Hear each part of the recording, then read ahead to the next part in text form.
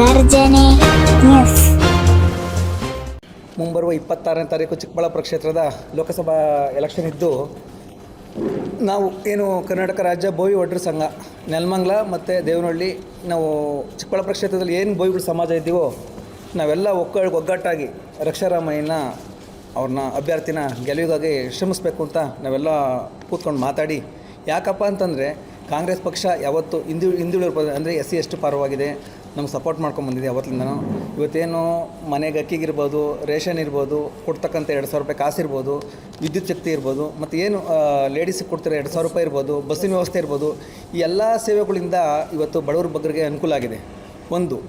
ಮತ್ತು ಇನ್ನು ನೆಲಮಂಗಲದಲ್ಲಿ ಶ್ರೀನಿವಾಸಯ್ಯ ಬಂದರು, ಇಲ್ಲಿಂದ ಬಂದರು, ಇಲ್ಲಿ ಗೆದ್ದರು, ಸಂತೋಷ.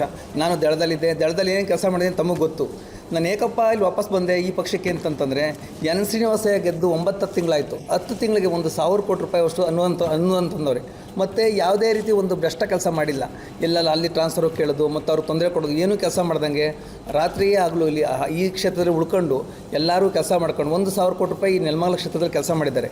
ಸೊ ಹಾಗಾಗಿ ನಾವೆಲ್ಲ ಇವಾಗ ಏನು ಬೋವಿ ಸಮಾಜದವರೆಲ್ಲ ಏನು ಮಾಡಬೇಕು, ಇವಾಗ ಚೆನ್ನಾಗಿ ಕೆಲಸ ಮಾಡಿರೋರು ನಮ್ಮ ವಿಧಾನಸಭಾ ಕ್ಷೇತ್ರದಲ್ಲಿ ಶ್ರೀನಿವಾಸಯ್ಯ ಆ ವೈಂಗೆ ಬಲ ಬರಬೇಕು ಅಂದರೆ ಇವತ್ತು ರಕ್ಷಾರಾಮಯ್ಯ ಗೆಲ್ಸಿರೆ ಶ್ರೀನಿವಾಸಯ್ಯ ಒಂದು ಬಲ ಬಂದಂಗೆ ಆಗುತ್ತೆ.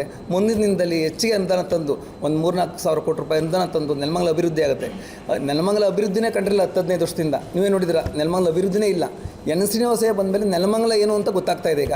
ಅದುವರೆಗೂ ಯಾವ MLA ಬಂದರು, ಏನಾದರೂ ಏನು ಕಾತರು, ಎಲ್ಲಿ ಕೂತ್ಕೊಂಡ್ರು, ಎಲ್ಲಿ ಕಾಲ ಕಳೀತಿದ್ರು, ಹೆಂಗೆ ಹೋಗಿ ನಿಮ್ಮೆಲ್ಲರೂ ಗೊತ್ತು, ಮಾಧ್ಯಮ ಮಿತ್ರರಿಗೆ ಎಲ್ಲ ನೋಡಿದ್ದೀರಾ. ಈಗೇನು ನಾವು ನಿಮಗೇನು ಸ್ಪೆಷಲಾಗಿ ಹೇಳಬೇಕಾಗಿಲ್ಲ.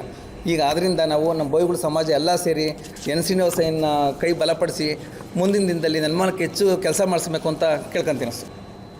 ಇಡೀ ಬೋವಿ ಜನಾಂಗ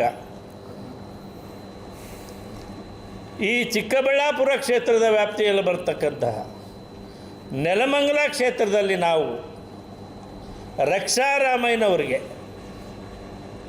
ನಾವೆಲ್ಲರೂ ಈ ಸಾರಿ ಹೆಚ್ಚಿನ ಮತವನ್ನು ಕೊಟ್ಟು ಗೆಲ್ಲಿಸಬೇಕು ಅಂತ ಒಂದು ತೀರ್ಮಾನವನ್ನು ಮಾಡಿದ್ದೇವೆ. ಹಿಂದೆ ಇದ್ದ BJP ಸರ್ಕಾರ ನಮ್ಮ 101 ಪರಿಶಿಷ್ಟ ಜಾತಿಯನ್ನು ಅದನ್ನು ಒಡೆದು ವಿಭಾಗ ಮಾಡಿ ಅಲ್ಲಿ ವಿಭಾಗ ಮಾಡ್ತಕ್ಕಂಥ ಕೆಲಸ ಮಾಡಿದೆ. ಆ ಕೆಲಸ ಏನು ಅಂತಂತಂದರೆ, ನಮ್ಮ 101 ಜಾತಿ ಪರಿಶಿಷ್ಟ ಜಾತಿನವರು ಇದ್ದವರು ಅವರಿಗೆ ಒಳ ಮೀಸಲಾತಿ ಕೊಡೋದು, ಮತ್ತು ಜಾತಿ ಹೊಡೆದು ಇನ್ನೊಂದು ಜಾತಿಗೆ ಹಂಚೋದು, ಹಿಂಗೆ ಮಾಡ್ಕೊಂಡೋಗಿ ಜಾತಿಗೆ ಕಲಹ ಸೃಷ್ಟಿ ಮಾಡೋಂಥ ಒಂದು ವ್ಯವಸ್ಥೆ ರೂಪಿಸ್ಕೊಂಡಿತ್ತು. ಎಲ್ಲ ಸಮುದಾಯಗಳನ್ನು ಒಂದುಗೂಡಿಸ್ಕೊಂಡು ಹೋಗೋಂಥ ಮನಶ್ಚೈತನ್ಯ ಹೊಂದಿರತಕ್ಕಂಥ ಒಬ್ಬ ನಮ್ಮ ಚಿಕ್ಕಬಳ್ಳಾಪುರ ಕ್ಷೇತ್ರದ ರಕ್ಷಾರಾಮಯ್ಯನವರ ಅಭ್ಯರ್ಥಿಗಳು.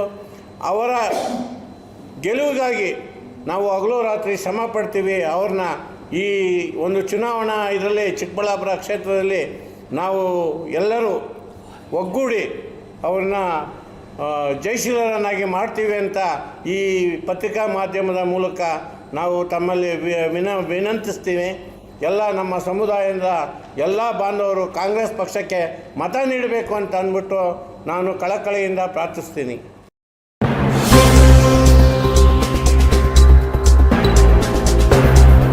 ಗರ್ಜನೆ ನ್ಯೂಸ್.